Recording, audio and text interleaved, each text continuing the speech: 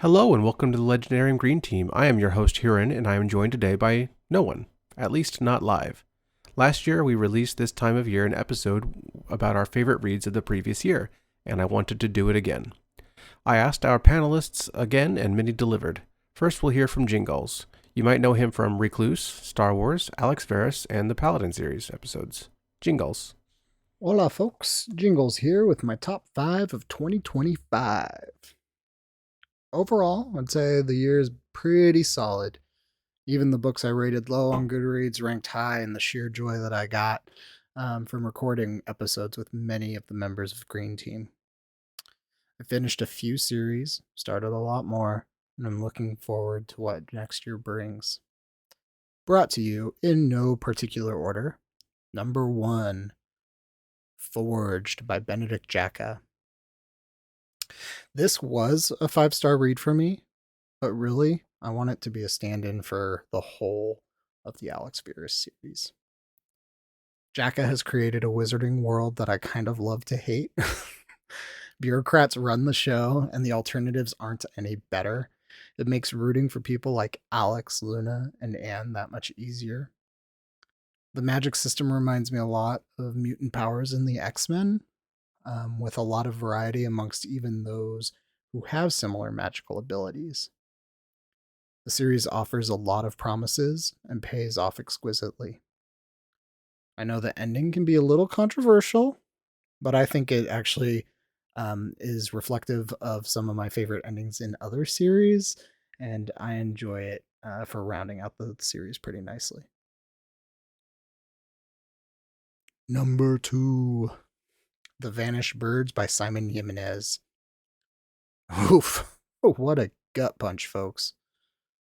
I can't say that I enjoyed it as much as The Spear Cuts Through Water, Jimenez's second effort, but what it did do is solidify him as an insta-buy for me in the future. The first chapter is an excellent opener that does not set you up for truly understanding what the rest of the book is about, and I think that's one of its strongest aspects. It has spaceships. It has um, it has bad companies and corporations. It has people that are doing things that I can't say here because it will spoil the book. Um, but it's just a beautifully crafted space drama. I very much recommend it. If you're willing to check out a book with an experimental structure, please, please, please do yourself a favor and read this one. Number 3, The Blade of Tyshal by Matthew Woodring Stover. I know we all know this title, right? It's another gut punch, folks.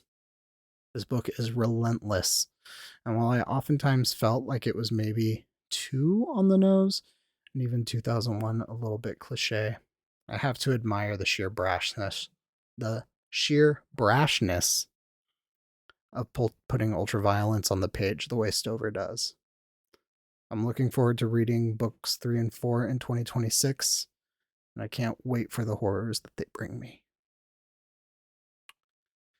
Number 4, Revival by Stephen King. Not too surprising, a King made it on here. But for a few years now, I've been reading a lot about Holly Gibney. If you're a King fan, you know what that's about, and I'm not totally against it, but King's own obsession with the character is wearing on me a little. So it was nice to get out of that for a while and read a story that spoke more to King's roots and his love for rock and roll and horror. Revival looks at the dangers of piercing the veil, taking the unknown for granted, and the dangers of discovery. It's Lovecraftian, it's Shelleyan, it's McKennian, it's Bradburian.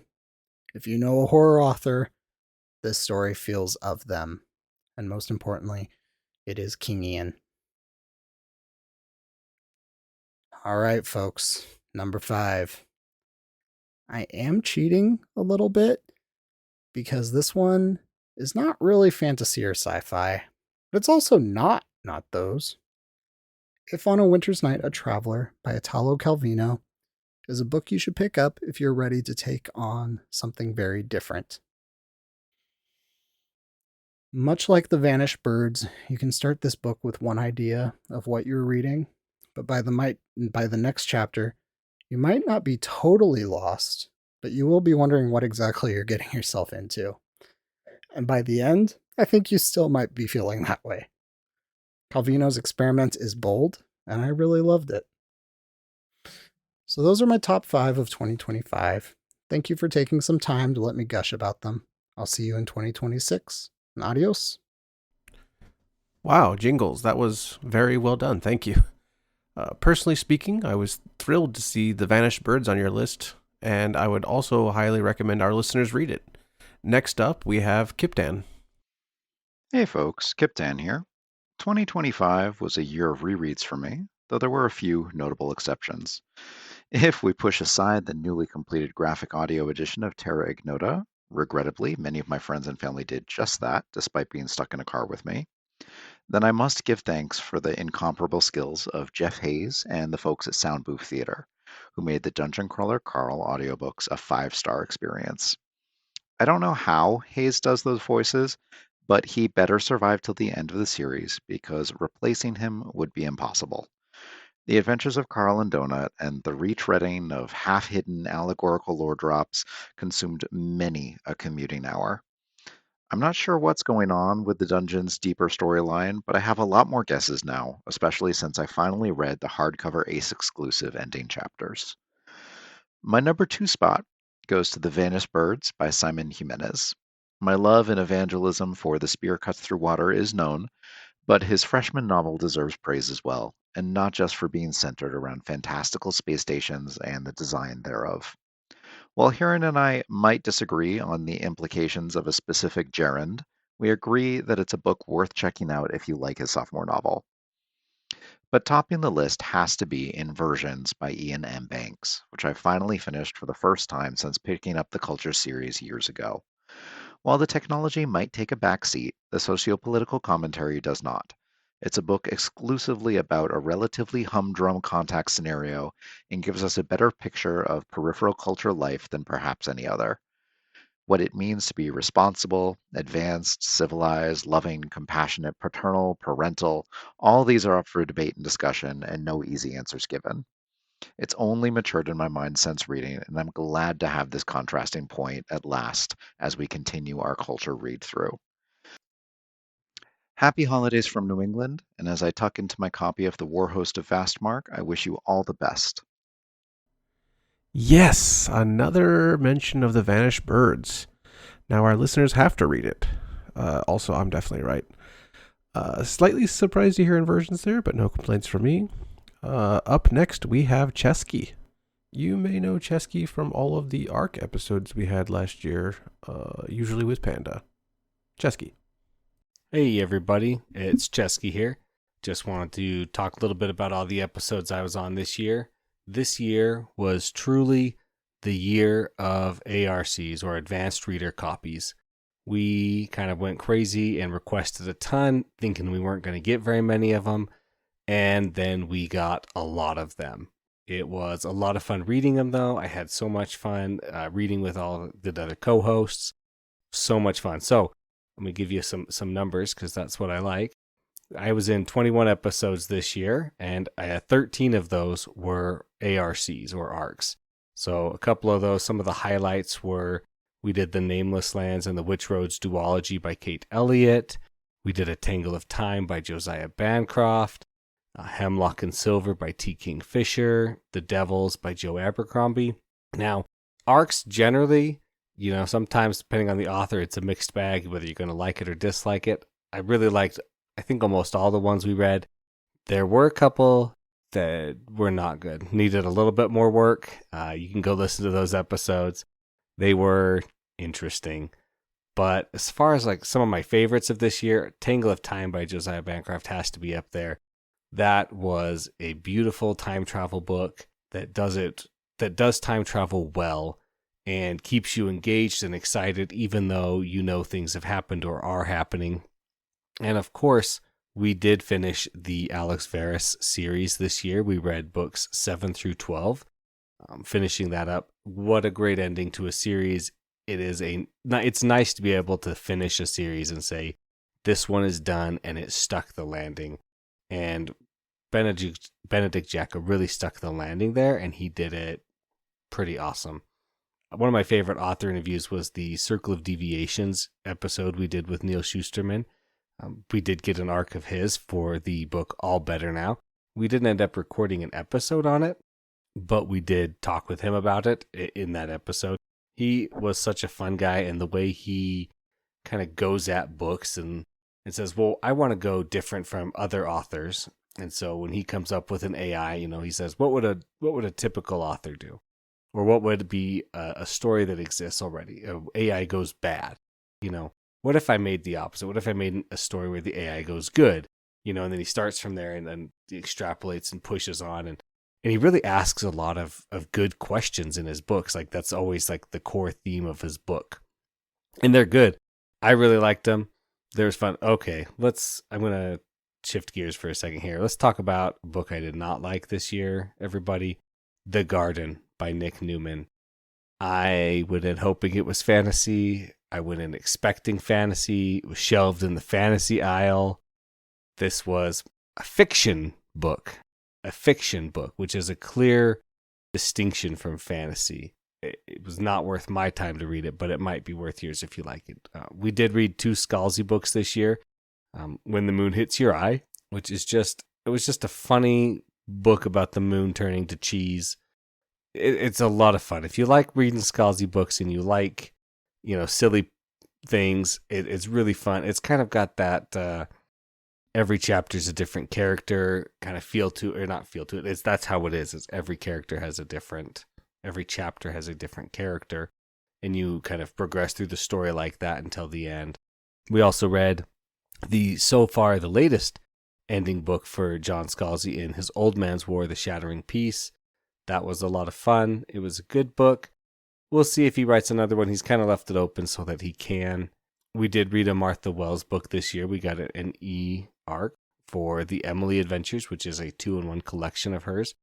That was a lot of fun. But I'm going to close off my stuff here, everybody. If you want to read a good series, you go read the Alex Verus series if you like, magic in London, and it's a closed book series. It's finished. You can finish it all.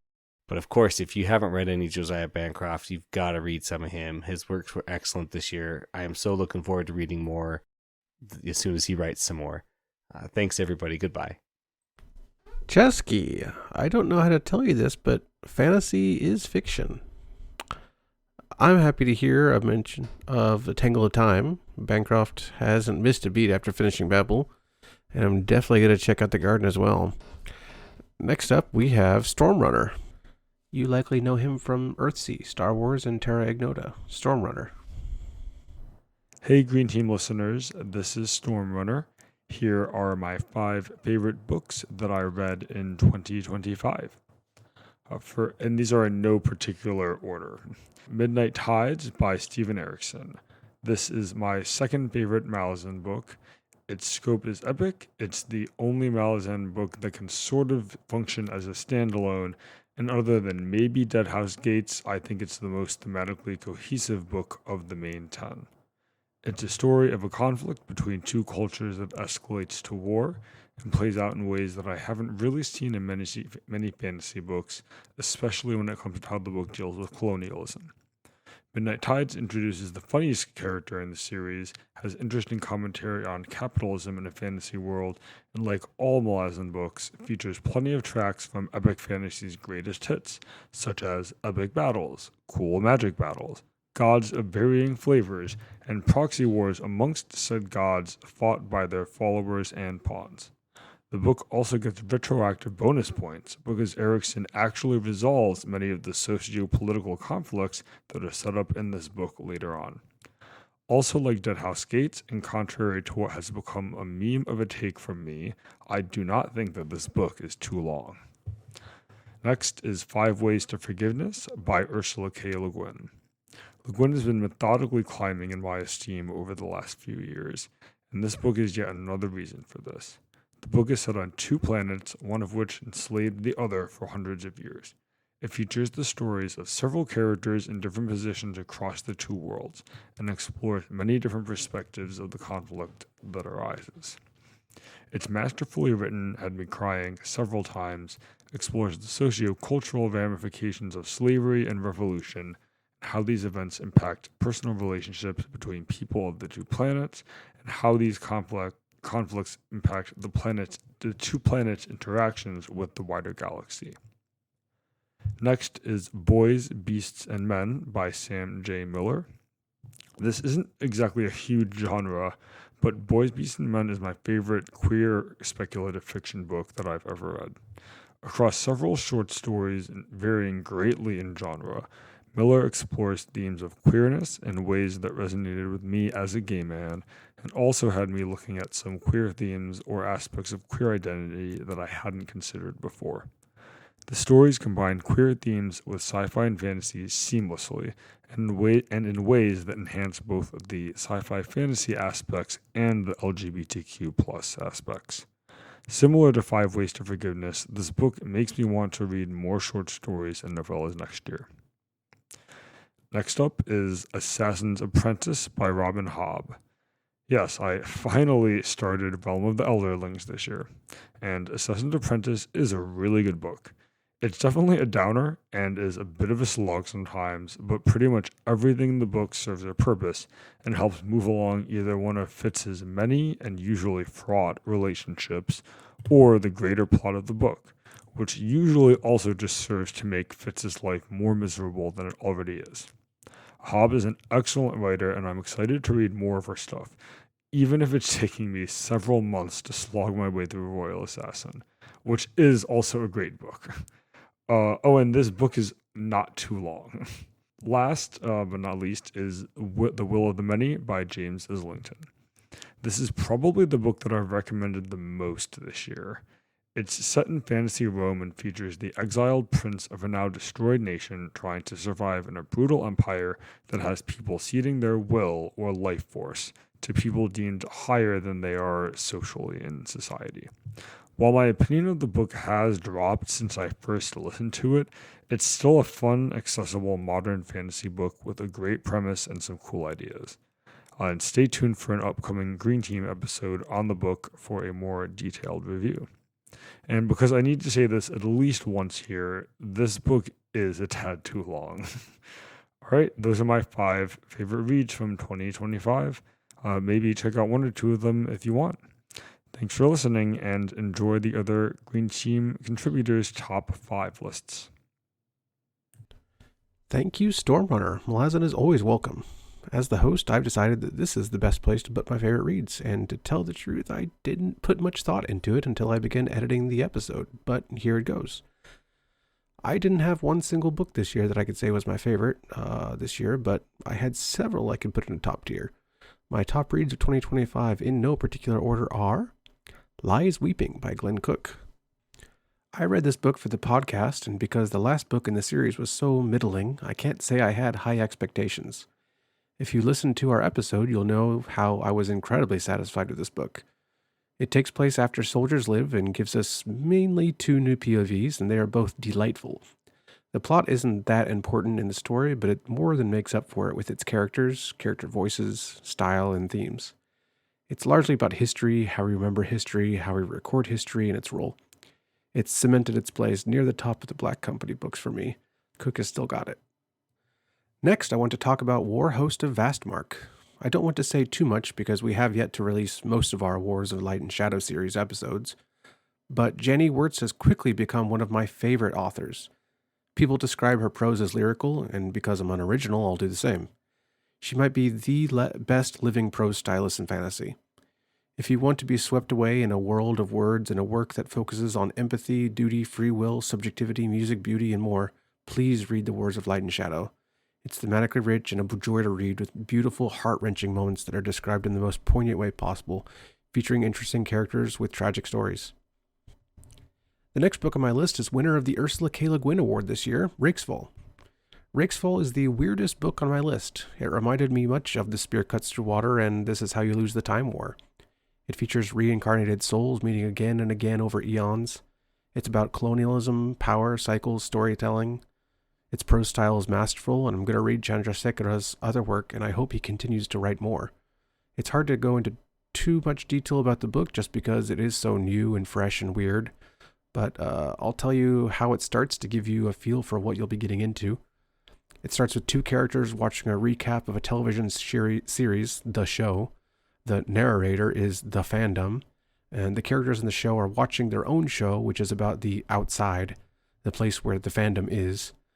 And that's just one chapter, and the others aren't like that, but it might give you a feel for what it's like. It's trippy, it's mythological, it mixes fantasy and sci-fi, and it's really, really cool. The next book I chose had to be from Robin Hobb. I finished Realm of the Elderlings this year, and my favorite of hers this year has to be The Fool's Quest. This story is the one this year that made me cry the most. War Host of Vastmark might be a close second, though. I want to say more, but saying anything more would spoil it, so I'll just say that she has the best character writing anywhere and brings some tissues. She has such a talent for writing characters, their interiority, and the complex messiness that is human relationships that you just cannot find anywhere else. I was very satisfied with Fitz and the Fool, even if I prefer Tawny Man and especially Live Ship still. If you haven't read Robin Hobb, please do yourself a favor and read it. Now here is a place I would normally put The Vanished Birds by Simon Jimenez, but two others already shared their lists and put it on there, so I'm not going to waste a spot on it. Instead, I'm going to mention The Book That Wouldn't Burn by Mark Lawrence. I don't want to talk too much, I know I've said this already, about this book because we have an episode yet to be released, and I don't want to say too much. But I adored this book because of its beautiful writing, its themes, and its characters. It's got so many quotable lines. It's got themes about important topics such as information, the difference between truth and fact, the role of fiction, bias, prejudice, memory. And it always had me pondering how these things affected my own life practically through its abstract application in the story. I don't want to forget its memorable characters too. They're just very well written and very full. I've read other Mark Lawrence stories and none of them spoke to me in the way that this did. They were all fine. Not much I want to read again, but this story is making me want to revisit them because of how much I loved it. The next story is not a novel. No, it is a short story, and the first I read by Jorge Luis Borges, The Library of Babel. I put it here because The Book That Wouldn't Burn, I think, obviously took inspiration from this story. The Library of Babel blew me away, and I've been meaning to reread it.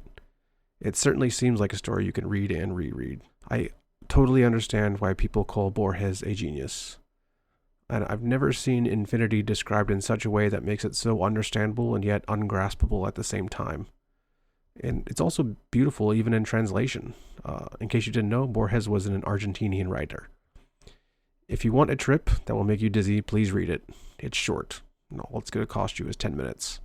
I've since read several other Borges stories, and they were all very, very good too, but Babel is the winner so far. Speaking of inspired by Borges, I didn't read much Gene Wolfe this year, at least not as much as I wanted to. In fact, I only read one novel of his, but it was a doozy. Peace by Gene Wolfe. This is a strange one for Gene Wolfe because at first glance it seems like it's not even speculative fiction. Only when you look closer does it become something else. What that is, I don't want to say. But it's got a great style. Maybe that's unnecessary to say considering the author. It's filled with symbolism and subtext. It's got an unreliable narrator. It probably requires at least one reread. It's got details in the first page that you'll go back and say, what? It's about memory, guilt, loneliness. It's basically a Wolfe story. If you've never read Wolfe, please don't read this one. Go read something else, but come back later. I probably shared too much, but I found I couldn't take a single one of these reads off for being least favorite. I'm sorry. Next up, we have Yeti, who appeared in Robin Hobb, James Islington, John Gwynne, and Ken Liu episodes. Yeti. Hello, everybody. It's Yeti Beats, and I will be providing my top 3 books/one graphic novel for the year. And they come from 2 different genres. Well, it's 2 fantasy, 1 horror. Anyway, the first one is Tomorrow's Children by Daniel Polanski. This came out 2024, and it's like the movie The Warriors, but set in a post-apocalyptic New York City. There's a huge cast of characters in the book, and it's under 400 pages, so kind of still gives you that epic fantasy feel, and you don't have to read like 800 pages. The main character, or a couple of them, are very similar to, if you've read any of other Polanski books, a character, the warden from Lowtown or the captain from The Builders. It also has a cool trope I like. I guess it's a Western trope, or maybe in like a samurai thing, but where they have like the best gunslinger, the old best gunslinger, and then he's chased by the young upstart. And there's a mysterious parentage aspect to it. And if you've ever read Polanski, it has a ton of his type of humor. So there's also a tinge of Sanderson to it, where he uses made-up curse words, where instead of go to hell, it's walk to Jersey, which I guess is him throwing shade at Jersey. But either way, it's probably my favorite fantasy read this year, and the most fun I think Polanski has had since writing The Builders. The second book I will be choosing is called When the Wolf Comes Home by Nat Cassidy, which released this year, 2025. It's a horror book about a young woman who is in that like lost period of her life where she's just not where she wants to be, specifically with acting. And one night she comes across a young boy running away from his abusive father. From there, things get weird. Very weird, and creepy, and heartbreaking, and definitely scary. But not in like a gory, bloody type of scary. Just on the edge of your seat, you get kind of fall in love with these characters, and then you're just always in a tense mood because of what could happen to them. It reminded me a touch, I'm just saying a touch, of Library at Mount Char. But yeah, it's one of the most gripping reads I can remember in recent memory, and it nails the ending, like nails it. Bonus points also for the emotional afterword about fatherhood. The author really gets personal with his own relationship to his father, which is somehow, it's even better than the story he literally just wrote. So, it's a must read for like any fan of fiction. And if you don't believe me, literally log into the Legendarium Discord, and I have like 7 other people who will vouch for me. But yeah. And last but not least, I chose Saga Volume 12 that came out this year, 2025. Listen, is Saga ever going to be as good as since insert big spoiler moment here? No, it will never be the same after that moment. And yes, the story has slowed to a snail's pace with now we got a bunch of teenage angst. And but the art's still phenomenal, and we're like 2/3 of the way through this series. So Vaughn and Staples could literally spit in my face, and I'd still give Saga Volume 5 stars, and that's no different here. Anyway, thanks guys. Happy New Year's. Yes, Yeti, I'll read Polanski. You don't have to keep reminding me. Next sharing is Seeker. You can listen to Seeker on our Jonathan Strange and Mr. Norrell, Paladin, Paxnarian Haradani, and Varkoskin episodes. Seeker. My favorite read this last year has been The Murderbot Diaries. The whimsical storytelling style combined with thoughtful social commentary provide an entertaining and fulfilling reading experience. Thank you, Seeker. Last we have Spook. Spook is featured in many episodes including The Old Kingdom, Star Wars, and Dandelion Dynasty. Spook.